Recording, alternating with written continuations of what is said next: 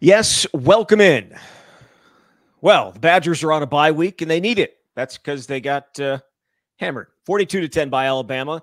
Number 4, Alabama. Not unexpected that they lost, but certainly plenty of things that didn't go the way that they wanted them to. We're going to get into all of it. We'll get into our what went right because we are a positive podcast, at least for the first couple of minutes today, and then what went wrong. And then we'll get into your questions that you sent after the game on Saturday. Before we do, again, Home Field is the official apparel sponsor of the camp, the best vintage gear that you can find in the game. They've got so many good-looking things, especially Wisconsin-wise. Got these coaches' jackets that they released earlier this month. You can go back and look at their premium football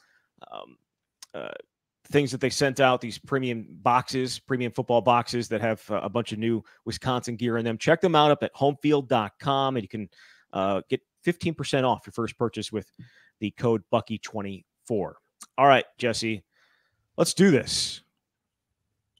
Badgers, what went right on Saturday in their loss to Alabama?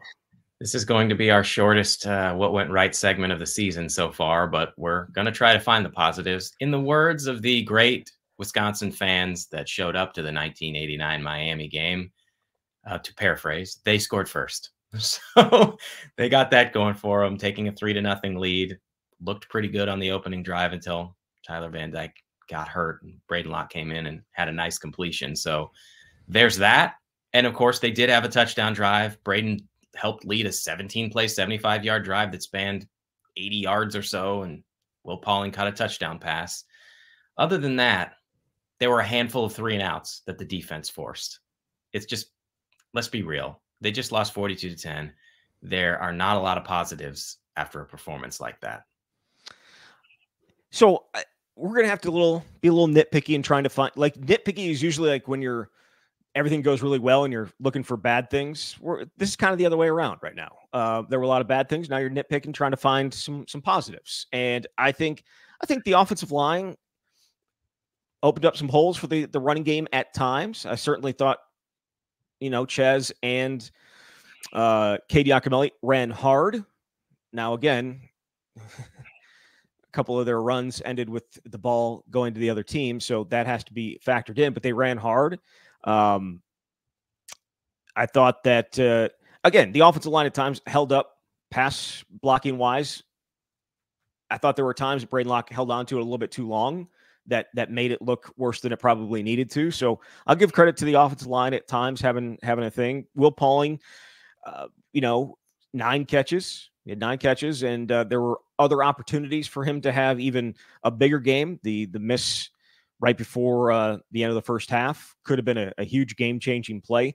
I think that's the other thing. I got a lot of messages from people after the game looking for the positive angle of it, and that 42-10 didn't actually probably totally address that Wisconsin had their opportunities in the game to potentially have it be a closer game. I mean, they wanted me to take out some of the fumbles, right? Like, if Wisconsin doesn't fumble twice in their own territory, then maybe it's a little bit different.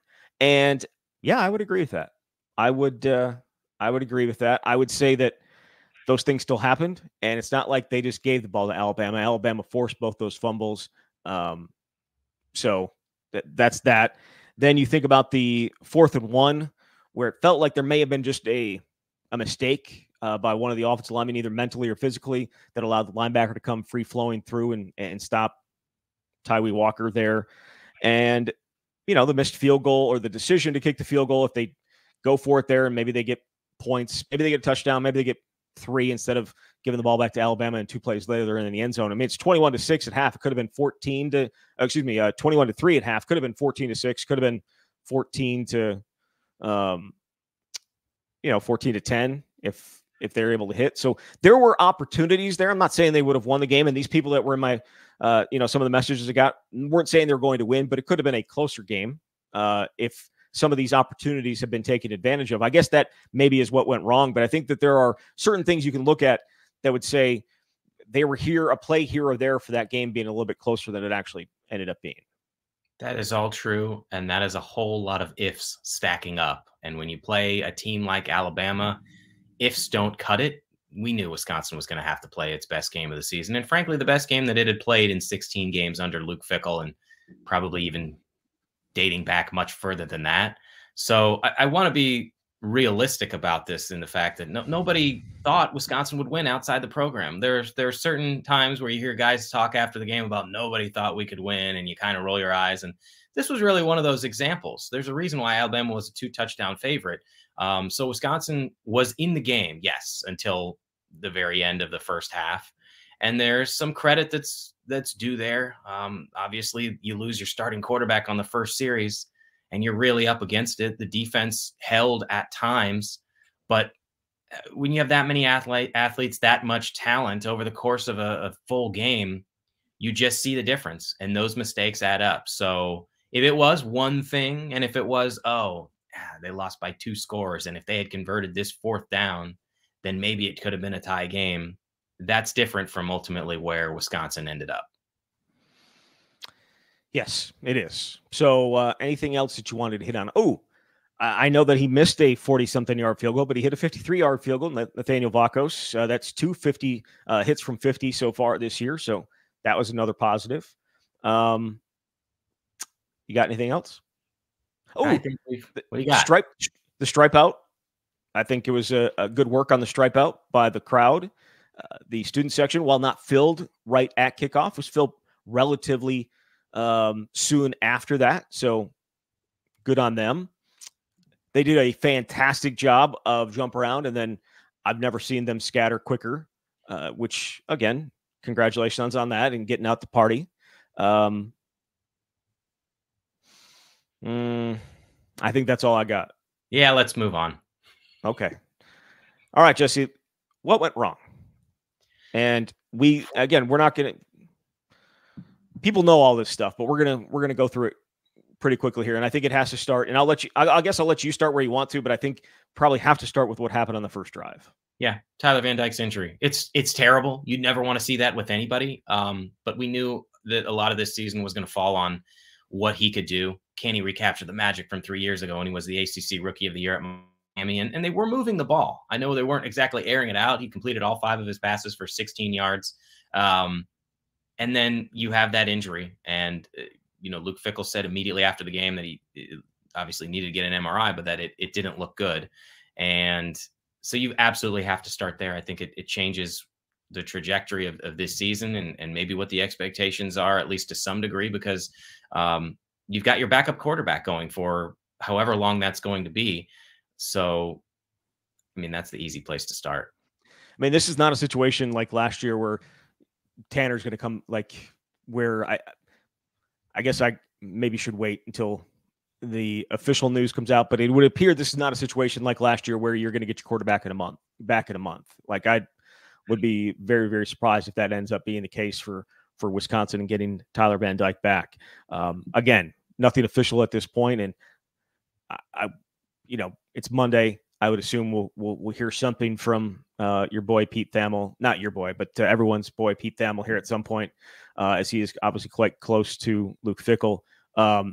But the fact remains that for a second straight year, there is having to go to a backup quarterback that I don't think, based on Wisconsin's actions this offseason, that they think is a guy that can lead this offense to a ton of success. If they did, they would have gone all in on him. He is not Braden Locke as a person and has always come, good or bad, and answered questions. That's just what, for the most part, he's always done that. And that hasn't always been the case for people. So he has done the minimum of what, not the minimum, but he's done what you're expecting out of a quarterback, out of a leader, always answered the questions, whether it's good or bad. He had some nice throws on Saturday, but he does not bring a ton of athleticism to the position in terms of being able to get out and run, which is what they wanted in that quarterback spot. And he is not overly big, which means passes get tipped, and we saw that on Saturday. There are just a lot of things that I don't think he's capable of doing that is going to limit this offense, and we already knew it was limited based on some of what we saw here in these first 2 weeks. So, I mean, I don't know how they get this thing revved up. with Braden Locke, and that is obviously all based on the injury to Tyler Van Dyke. And I feel horrible for Tyler, and we'll see exactly what he wants to do moving forward. But this is a very, very tough situation that they were in last year, and this year it doesn't feel like there's anything on the horizon to be like, all right, well, he's going to get back here and you're going to be able to have a chance to look at the offense and what it could be. But things with the offense weren't going great heading into this game, and obviously they came out looking even worse. Yeah, Phil Longo said in fall camp when they named Tyler the starter that if Braden were the starter, they'd feel good about it, and now they're going to find out. It's tough. 1B, right? Yes, all bunch of 1As and 1Bs. Look, I can't. The Iowa situation last year, about as tough of a spot as you could be put in. This is probably even a tougher spot. But that game was close. That game was close. This one was not. By the time obviously he was in there from early in the first quarter, but that game wasn't even close. That one against Iowa, I think it had like 15-6. They had their opportunities to win a game because Iowa's offense was horrible. This one felt like the pressure was off pretty quickly because about what Alabama can do. Yeah, I mean, he was in, and then they kicked a field goal and took a 3-0 lead. So there was a lot of meaningful snaps early, but obviously Alabama's just way too talented. I mean, like he completed 50% of his passes. I think he's completed 50% of his passes for his career here at Wisconsin. He's consistent. Yeah, so I don't know. Didn't turn the ball over. Yeah, there's that. Although he did fumble twice. It's not an ideal situation to be in. And you're just looking at this roster now, and your backup is maybe Matire, who's a true freshman. That when we saw preseason practice, there was a clear delineation between the top two guys and where he was at, which is, I mean, that's no knock on, he's a true freshman. That's where a true freshman usually should be. But it's just, it makes you wonder, like, how many W's are there left on this schedule when you consider how many difficult opponents there are. But I think they're obviously going to have to change some things schematically, because you can't do what you did when you had Van Dyke, which is why Van Dyke in part won the starting job, especially with his ability to get out and extend plays with his legs. Even the play that he got hurt on was a 3rd and 7, and he got out and got a 5-yard gain. And then there was a holding, I think, and they got a first down. Like, those are the types of things that you can't necessarily do with Braden. Yeah. Which is tough. And there was, I think I got one message from somebody saying, pointing back to their tweet from August about you don't want to have, or maybe it was earlier this month, about not wanting to have Tyler run because all the hits add up. And like, this was not a situation where hits are adding up. This was a freak. This is a freak occurrence. Most ACLs are freak occurrences. It's not a something where, he's been overused a ton and that's why he was more susceptible to it. So, look, they are in a very, very tough spot once again. And I don't know. They obviously have to change certain things within the offense to maybe take advantage of some of the things that Braden Locke does well. And that's what this bye week is probably going to be pretty good for them for as well. But I don't know where your confidence is in this offense being good enough to win games. Where are you at right now? It's hard to say it's super high. And I know people listening are probably thinking, man, these guys have been so negative all season, but we've also seen the product. And you look at the first 2 games and they weren't blowing the doors off those types of teams. They're about to, after this bye, play USC, which right now is a top 15 team. They're going to have to play Michigan before they play Wisconsin. What can they really rely on? I don't know what the answer is. They don't necessarily have a back who's going to get you 130 yards. And can they stretch the field well enough? Can they consistently move the ball? There's some tough teams on the schedule. So they have a lot to prove. I feel like we've been saying that for a while. They do. And maybe this is where we ask this question. And I think it's a question that a lot of people are asking. What do they do well as a team, not just an offense? What can they count on? What is their strength? That's the question that I can't answer right now. And I think that's why Badgers fans are having such a hard time with what's happening.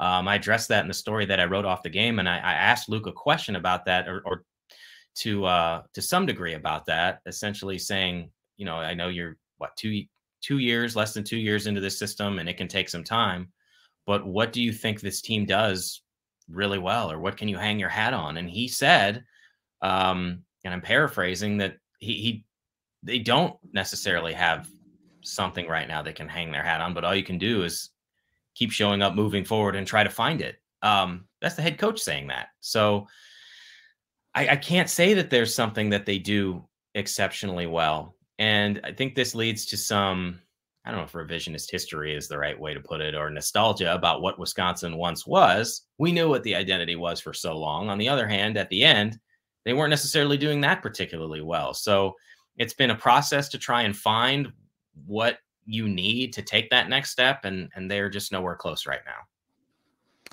Yeah. I mean, people don't realize, I think they do realize, and they just don't want to admit it, but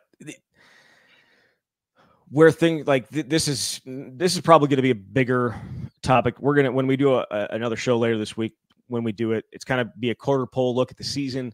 And maybe this is where we talk about what, where the program is right now. But yeah, there is a lot of people saying that Jim Leonhard could do this at a minimum, right? Like if they had gone Jim Leonhard. So that was another question in the press box yesterday when I was up in Green Bay. Where would this team be where would this program be had they done that? Had McIntosh just stayed in-house and just done that and not gone out and done Fickell, or gone out and gotten Fickell and changed just the entirety of it? Because people talk about what is their identity? What is Wisconsin as a program? And they've lost that. And I think based on some of the changes that Jim Leonhard would have made, probably could have made the same argument that the identity of, especially offensively, was not going to be the same. So what about for you? What do you think this looks like if they had done that? Is it better? Is it worse? Is it the same? Because what they've done recruiting wise, I don't know that Jim Leonhard and whoever he would have brought in would have been able to do, numbers wise, recruiting wise, with what this group has done. I personally don't think that, but on the field coaching, I think is a little bit different matter, maybe. Such a tough hypothetical to answer if you're just looking at the record. Could they have gone 7-6? Could they be 2-1 right now? I imagine it might be comparable. It just would have looked completely different. You don't know what kind of players they would have gotten at the portal. You don't know what kind of players they would have been able to bring in recruiting, or what staff it would have looked like. Hypothetically, maybe they bring Sean Lewis in here to run the offense. It's not a hypothetical. It's not hypothetical. That's what would have happened. Yes. But it's an easy thing to talk about right now. It's a moot point because that's not what happened and we'll never know. But obviously 9-7 through 16 games is not the progress that anyone anticipated. And we'll see where the next 16 go. You certainly don't want to have a similar record.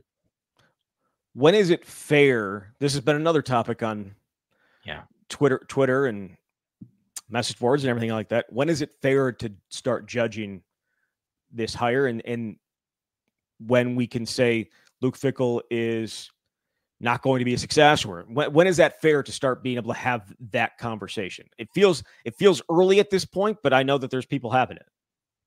I feel like it's fair to judge now, but less fair to make a bold proclamation, or however you want to declare it, of this is a definitive, this means it's not going to be a success. Like we are only 16 games into a years long, potentially, progression here. But the fact of the matter is he's paid like a top 20 coach, and he certainly earned that based on what he did at Cincinnati. And Wisconsin as a program is not a top 20 program, and potentially you could argue not a top 40 program. And so there is a lot of work to be done. What is the mile marker on when you can make more declarative statements? Certainly after year 2, and absolutely after year 3. There are a lot of coaches in different situations that don't get more than 3 years, whether that's fair or not. He doesn't have a roster full of his players. The guys that he's recruited in high school that have been more highly touted are still very young players. So there is certainly a leash here, but you're still 9-7 at this point, and you are what the product on the field says you are. But the other thing is, like, he knows they have to be better. The key is, can you figure out how to actually do that? And right now they're still working toward that. Excuse me. I'm just going through the depth chart to see how many guys are actually his, whether recruiting wise or transfer portal. Because quite a few of them. Yeah, There are quite a few. There's also quite a few guys. Is it fully his team? Well, I mean, think about who are the best players on this team. If you were to say who are the best players on this team, like Will Pauling's one of their best players, right? Hunter Wohler, probably. Ricardo Hallman, probably. Mm-hmm. Who are some of the other best players? Well, I would have said Jake Chaney going into the season. I guess that may be another problem for them, that we're having maybe some trouble identifying guys. But go ahead. I'm sorry. I'm just saying, like, it's you can make that argument that, like, you're still working toward whatever you want this roster to be that is your types of players, and you can't always do that in 1 year, 1.5 years. I think we're all realizing that just how far away Wisconsin was when this transition happened. And when you make the changes that Luke has made, that kind of puts you back even further to some degree, because you're starting over with new systems. And you also, I don't want to talk in circles, because you also can't use that as an excuse forever. So when is that marker when you can't use that as an excuse? I don't know. It's hard to see what success or progress looks like here in year 2, unless you can rally and do something that people don't think you can do right now. I saw another thing on, and I know I'm just essentially going to Twitter and throwing things at you, so I apologize for that. But the other thing that has popped up is the situation that he took over and how dire of a situation it was, according to some, and comparing it to what Barry Alvarez took over in 1990 when he showed up. And I saw one post yesterday that said, Barry's record through 15 games or 60 games or whatever it was, I think it was like 4-11, and you have to give Fickell some time. What would you say to that? You have to give Fickell some time. You've made an investment in it, but I struggle to see the direct comparison to where Wisconsin was in 2022 to where Wisconsin was in 1989 and early 1990. I mean, anyone who's listening is probably familiar with the story. I've certainly written about it. We've talked about it. Those 3 years under Don Morton were an absolute train wreck, and this program was one of the worst in college football. When Luke took over, this program was one of the worst in college football. On the other hand, they were further away than they had been probably since I started covering this team to being a high level program. I started covering them in 2011, and we're used to 3 straight decades of they were consistent, maybe not great, but fairly close. So there's a lot of work to be done. And it's a different era. Obviously, you've got NIL, you've got the transfer portal, you've got to remake your roster in completely different ways from what Barry had to do. And in some ways that makes it more challenging. And in other ways, I feel like it makes it easier because if you can find those impact players right away, you don't have to develop them over 3 years. So there's a lot of differences, but I don't think you can make direct comparisons to where Wisconsin was. But that doesn't mean there weren't significant challenges when Luke took over. Yeah, it's very tough. It's a very, very tough comparison. Like it's a bad comparison. If I were to be so bold as to say that, it's just that, first of all, different eras of college football, and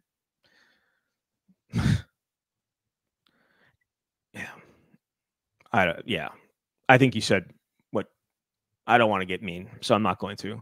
All right, let's get into some. Okay, before we get into fan questions, anything else that you wanted to talk about and what went wrong? We obviously talked about Tyler, but kind of covered some of the other stuff.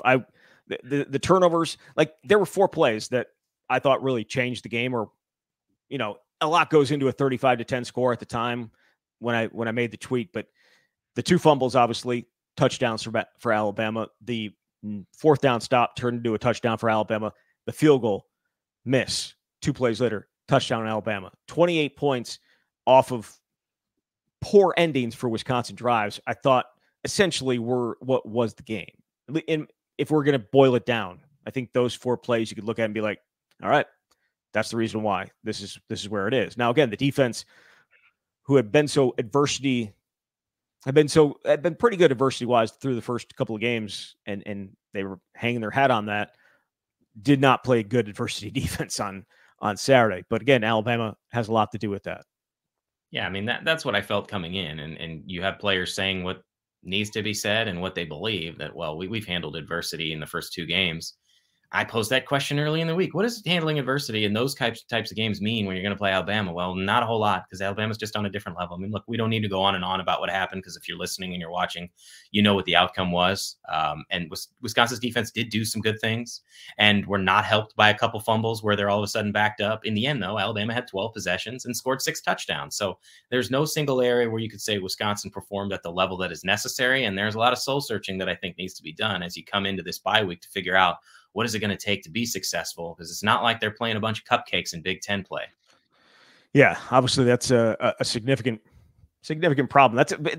That's the other thing. Last year's schedule, at least, when Tanner got hurt, you're like, okay, I think they still can manage this and figure this out, and they'll be able to, hold on until he gets back. And they obviously weren't. Now, Ohio State was a part of that, but the other games were Illinois, Northwestern, and Indiana. And you're like, if he's back in a month, they should be still in a pretty good spot, maybe even have a chance to win the West at that point. And obviously that ended up not being the case.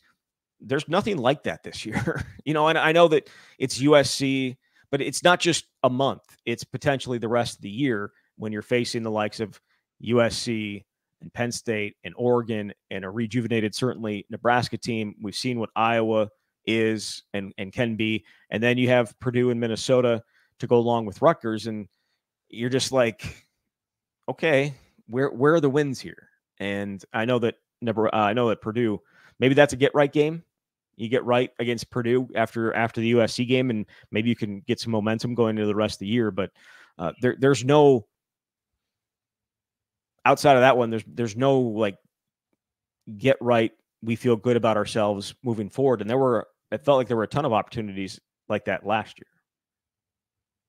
It's just hard. I mean, I think I said this last week, like they had 5 ranked teams left and the 5 that weren't ranked were in the top 50 nationally defensively. Now those numbers may have shifted. Certainly Purdue got housed by Notre Dame, but there's just not a lot of games where you say that's a W, kind of like you felt maybe a decade ago or something like that. They've fallen back to the pack. Some of these other teams are either at the same level or a little above. And that is part of the challenge here too, that Wisconsin's got to figure out to be more consistent in those kinds of games.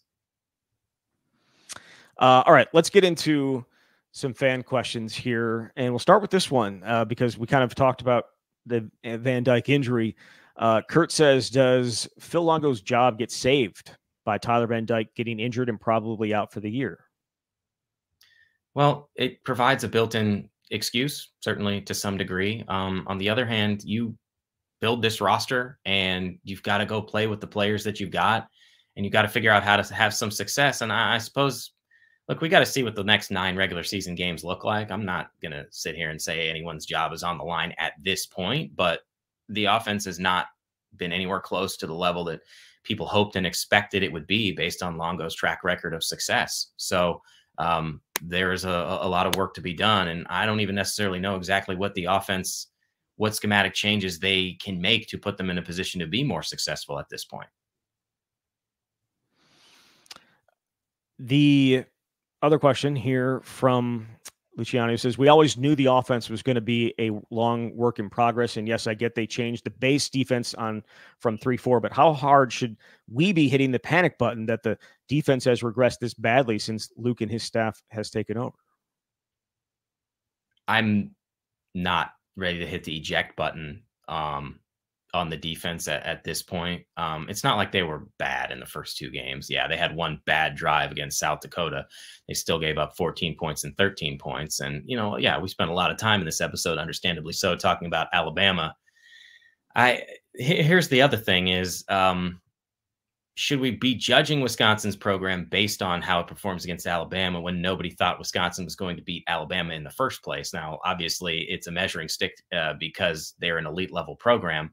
But what happens when Wisconsin plays the rest of this Big Ten schedule? I mean, I think this defense has the players to keep Wisconsin competitive, but they're not a top 5 defense like we came to expect 5-10 years ago. So they're obviously not on the same level.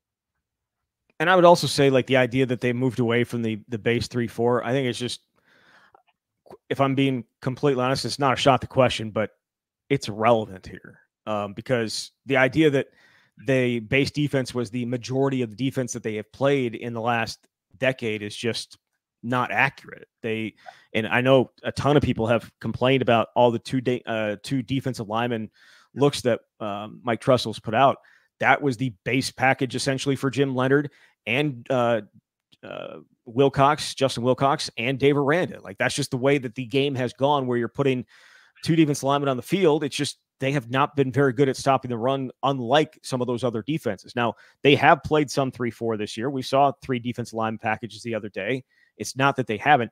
And I think the problem is they just don't have the defensive linemen right now that are at the level that some of the defensive linemen that they've had in the past. I think that is certainly a significant issue. And I think it also, inside linebacker wise, have not played up to the standard that was set with the likes of Leo Chenal and a Jack Sanborn and a TJ Edwards, and go on down the line. They had an embarrassment. Like, it's kind of like going back to the running backs. Like, they have an embarrassment of riches at inside linebacker for so long, and then all of a sudden they didn't. And I know people will be like, well, what about Muma? And I think that is it's a more intricate situation than maybe that we can dive into here. But the whole idea that they have the type of players that they have in the past, I think is off as well, right? I mean, I think they have some talent in inside linebacker, and I know a lot of people wanted to see more Tackett Curtis after his first half, and maybe some more Christian Allegro, where he's kind of been limited to third down to this point. But I think talent-wise at those two spots, maybe they're not as good as, certainly not as good as they have been in the past. Yeah, I think it's safe to say they haven't been as consistently effective. You knew in years past, when you had a surefire NFL draft pick type of guy, that they were going to wreak havoc, that they were going to design schemes to get those guys in position to make plays. But then those guys were just going to make plays anyway, because that's what they did, whether it was off the edge or in the middle, that you're going to have two guys who get 100 tackles, or you're going to have an outside linebacker who is going to get you 10 sacks. And they just don't necessarily have that right now. I think that speaks to the overall roster right now, where you say, like, where are the guys when they line up against some of these top tier programs where you say that's the best guy on the field at that position or in this situation. Also, I'll say Alabama's offensive line is a bunch of absolute dudes. Like, they felt like after every play that Caden Proctor was pushing himself up off of whatever defensive lineman was his responsibility to block, after putting them in the ground. Like, and it wasn't just him, though. Like, some other of those guys, and there's a reason those guys are NFL guys and they're going to be playing in the NFL, but they were absolute dudes. And it's a very, very tough offensive line to go up against. So I think that also plays into some of the success, but it's not the two offensive lines they played previous to this were not necessarily filled with those type of guys. And there were times where they struggled there as well. All right. Rob says, I get that Locke understands the offense and what he's supposed to do, but it seems he cannot execute it. His size combined with how he throws means too many throws get knocked down. He seems to have a bad internal clock, a sense of pressure combined with sack and fumble issues, and nothing seems like he's taken leaps and bounds improved from last year. So what's the take? What will it take if Tyler Van Dyke is out for the year to give Mabrey Matoya a run after they're officially eliminated from bowl contention? That is a good question. I feel like there's I said this before, there's such a difference between where those two guys are at. On the other hand, how can you make progress if you don't get those game reps? What will it take? Either an injury or just a performance that is so poor that you say you need to take a break. I mean, I don't see that right now. I mean, this is, to me, Braden Locke's team where he gets every rep, every meaningful rep, until they're just so far down that it's not going to matter. Ryan's wondering why they took Tackett Curtis out when Jake Chaney came back. He's clearly better. It's a good question. I mean, Chaney is one of your leaders, and they're not going to punish a guy for being ejected. I don't know what the snap counts looked like in the second half, though. Why does, and this maybe I think this is just a question of frustration, but Chris says, why does Fickle play so many Paul Chryst players? Literally, Wohler and Hallman should be the only ones that play consistent snaps. Malusi, Cheney lost this game for the Badgers along with other PC players like Neal, Barton, Peterson, and Mallman. No single player lost this game. The entire team lost the game. And why did they play? It's because they're the best at their positions with what Wisconsin has right now. That's what it comes down to it. And I don't think that's obviously a fair assessment of those guys and what they've done. But did anybody play well against Alabama? No. That's why you lose 42-10. Is there anybody on this is from Badger fan? Is there any player on the Badgers that would start for Alabama? I don't know, man. I have not gone down the roster. I'm sure there's a handful. But Alabama is Alabama. They came in and they had the number 3 transfer portal class, and they've had the number 1 or number 2 recruiting class for the last, I think, 6 years. So they're stacking 4- and 5-star guys. It's just, it's like, it's a different kind of college football with where Alabama is at right now. He follows up with that saying, are we at the point where we need to wait 2 more years for the latest recruits to start playing before this team can get back to being a good one? I don't know how long it's going to take for this program to get back to being a good one, but no, I don't think 2 years to see those guys play. On the other hand, if they're not playing now, it's probably not going to be this season. Scott says, how many receivers are they going to lose in the portal due to the continued terrible quarterback play of the team? God. I'm sure there will be a few, just like there are at every position. I don't know who that's going to be, but when you've got 10 scholarship guys and only 5 are playing, not everyone's going to be happy. On the other hand, if you want to play, be better. The athletic gap notwithstanding, the defensive scheme does not do Wisconsin any favors. Couple that with undisciplined gap play from the linebackers. There appears to be a lack of coaching aptitude on that side of the ball. Does Tressel finish the season coaching the defense? Yeah, I'm putting you out there. I'm not worried about that. I mean, like, are you suddenly a worse coach now than you were a few years ago when you had one of the best defenses in the country? Look, you need players. It's also up to you to find the schemes that's going to make you more effective. But like I said before, I still think there's still talent on this defense. We'll see whether they're giving up 5 and 6 touchdowns a game in Big Ten play. Then you're really in trouble. Rob says, is there one area where we can say the Badgers excel? No. I think that's the biggest problem. And we've talked about that to some degree in this show and before. Where do you hang your hat on? Why? A lot of different reasons. You got to have the players. And I think about the last time Wisconsin was genuinely good, 2019. Like they had Jonathan Taylor. He won the Doak Walker Award. They had Quintez Cephas, a receiver that comes along at Wisconsin every 10 years or something like that. And that changes things. That changes a lot of things. So that to me plays a big part in it too. Gator says, what are some of the reasons you think the program has fallen so far between 2019 and now? These are the real hard hitters. It's a good.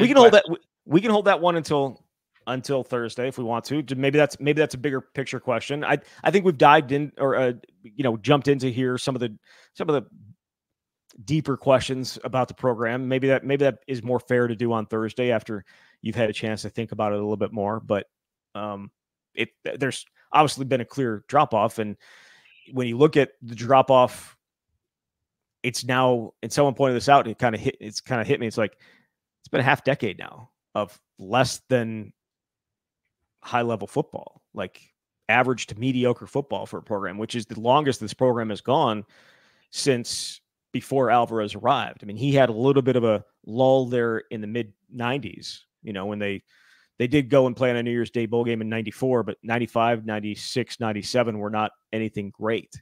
And then obviously 98 and 99 happened. But this lull here is the longest since before he showed up.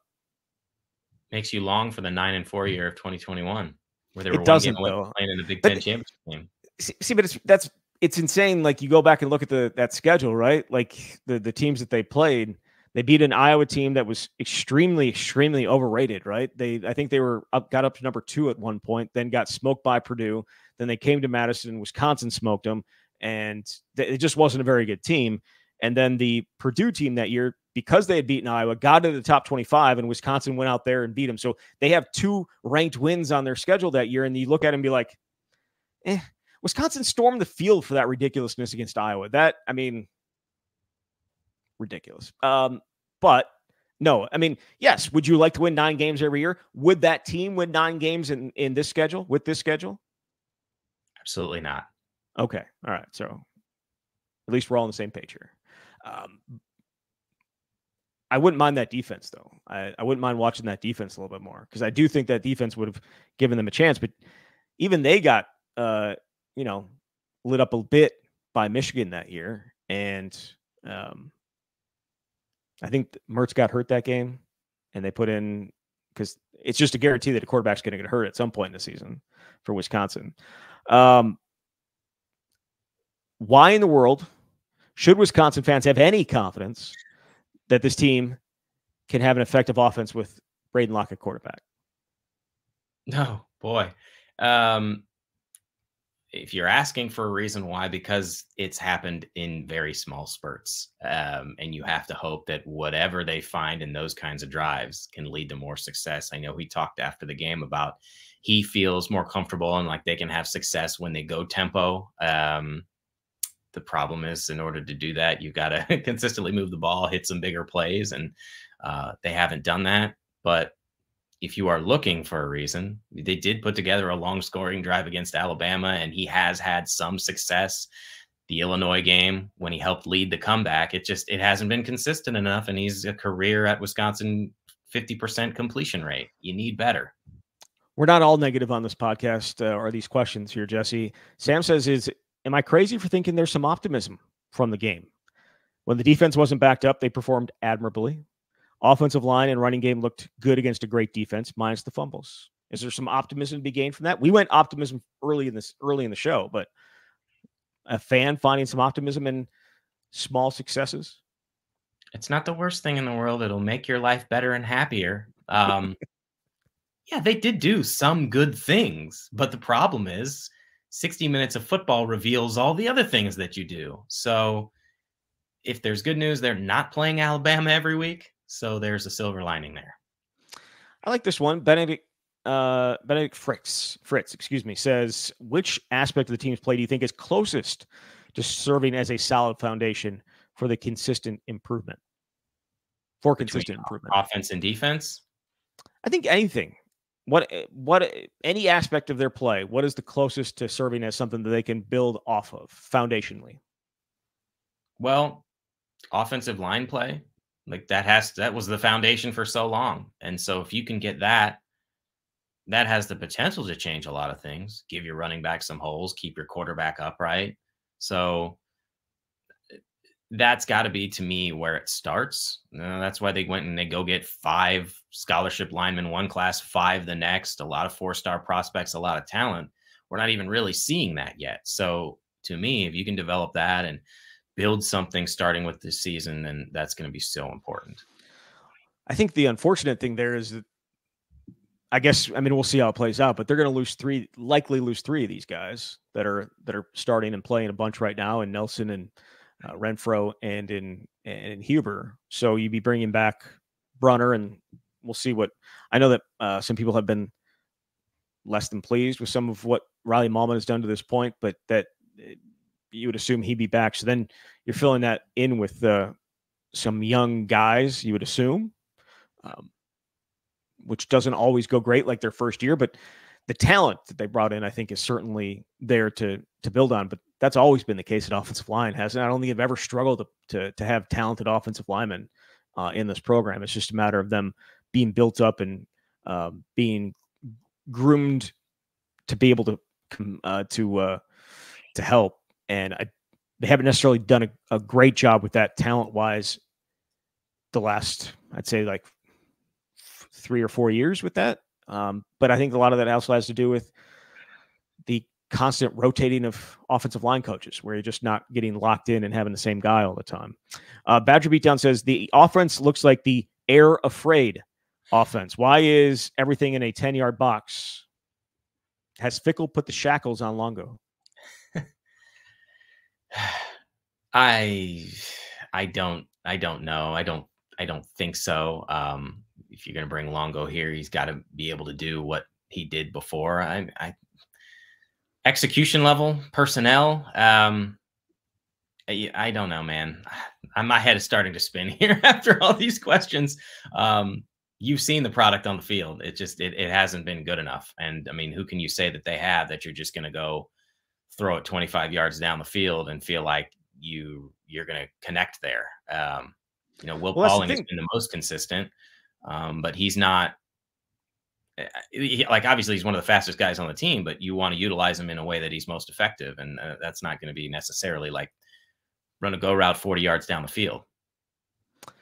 And yet he was wide open on not a go route, but was wide open down the field for a touchdown, or should have been a touchdown there just before the half. And as I've said, and if people have said, maybe the game is a little bit different. I don't expect that. Never expected them to win, but maybe it's a little bit different. It looks a little bit different. Badger wants to know, did Wisconsin know it needed to sell beer at the stadium because of what they have to watch this season? Great question. I think they like money. I think they like money. Alex, calls it a blessing. Is it a blessing in disguise that TVD went down so that they could get a look at Locke? That's not the question I want to ask. The bigger question is, how do they not get the ball to Tretch Kekahuna? In this day and age, he's going to transfer and we're going to regret it. He did not get a single target. The only ball that was thrown his way was one that was overthrown by Locke, and it wouldn't have counted anyways because Joe Brunner was downfield, was called for illegal man downfield. So the dude didn't get anything sent his way. I don't know how that consistently happens, and I don't think it can continue. Now, he has to do a better job with certain things, route running being among them, but you need to find a way to get the ball in his hands more than 0 times. Yeah, that's where I stand. Got to get the ball in his hands in some way, let him make a play or try to make a play, because how many guys do you have that have shown even in practice that they can do the things, some of the things that he's been able to do? If the reason they're playing these, this is Butterbilt, this is the last one. If the reason they're playing these veteran guys over the younger talent is because they're expected to be more reliable, but they're fumbling and making other mistakes and just flat out not playing well, then what's the harm in repping the younger guys? I think those younger guys are going to get reps if that type of thing continues. We saw it on Saturday. Yeah. Darian Dupree. I mean, I know the game was out of reach, but Darian Dupree replaced all those guys and got a bunch of carries. And it obviously, to me, I think Lucas talked about this too. It doesn't matter if you're a senior or a freshman. If you're the best guy for the job at that moment, look, they're in the business of trying to win. And if you're not going to get the job done, I don't think they'll have any problem replacing you with a younger guy that's got a pretty high upside. So there were a host of questions in here that I did not ask, but I did note, and I believe I will bring them up on the show on Thursday because they're bigger picture questions. And I think maybe Thursday can be a better avenue for discussing that, maybe more in depth without having just thrown them right at you and made your head spin going around and around. So we'll get into that on Thursday and look ahead. Obviously Wisconsin's bye week, and then get ready for a trip to LA to face the Trojans. And maybe they'll still be undefeated. They have to go to Michigan this week. Michigan does not appear to be very good. So it's likely that they'll be undefeated and probably in the top 15, if not higher than that, when Wisconsin goes out to the Coliseum. So we'll see how it plays out. Jesse, thank you very much. Thanks, Zach. All right, there he is, Jesse Temple from The Athletic. You've been listening to The Camp.